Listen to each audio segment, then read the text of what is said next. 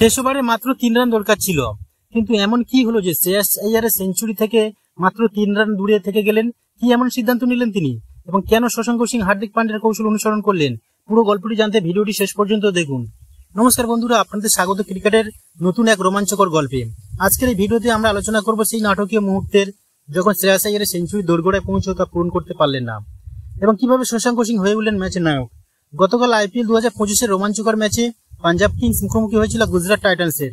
ম্যাচটি যে এত উত্তেজনাপূর্ণ হবে তা কেউ ভাবেনি, বিশেষ করে শেষ ওভারে যখন শ্রেয়াস আইয়ার মাত্র 3 রানের দূরত্বে দাঁড়িয়েছিলেন সেঞ্চুরির কাছাকাছি।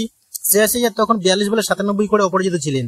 9টি ছক্কা এবং 5টি চারের ঝড় তুলেছিলেন তিনি, কিন্তু শেষ ওভারে তার হাতে কোনো বড়ই আসেনি, কারণ অপর প্রান্তে থাকা শশাঙ্ক সিং একের পর এক 4 মেরে ম্যাচ শেষ করে দেন। কিন্তু কেন? ম্যাচ শেষে শশাঙ্ক সিং নিজেই বলেন, ভাই আমার 100 রান দরকার নেই, তুমি তোমার শট খেলো। হ্যাঁ, শ্রেয়াস আইয়ার নিজেই শশাঙ্ককে বলেছিলেন, ম্যাচ জেতাও, আমার সেঞ্চুরি চিন্তা করো না, এবং সেই সিদ্ধান্তই হয়তো পাঞ্জাব কিংসের জয়ের অন্যতম চাবিকাঠি ছিল।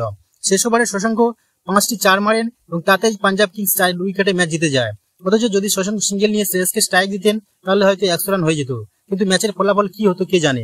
এটাই হয়তো সত্যিকারের দলের মানসিকতা, যেখানে ব্যক্তিগত অর্জন হচ্ছে দলীয় সাফল্যকে বেশি গুরুত্ব দেওয়া হয়। তাহলে আপনার মতে শ্রেয়াস আইয়ার ঠিক কাজ করেছিলেন, নাকি তাকে নিজের সেঞ্চুরির দিকে খেয়াল রাখা দরকার ছিল? কমেন্টে জানিয়ে দিন। ভিডিওটি ভালো লাগলে লাইক করুন, শেয়ার করুন এবং চ্যানেলটি সাবস্ক্রাইব করুন।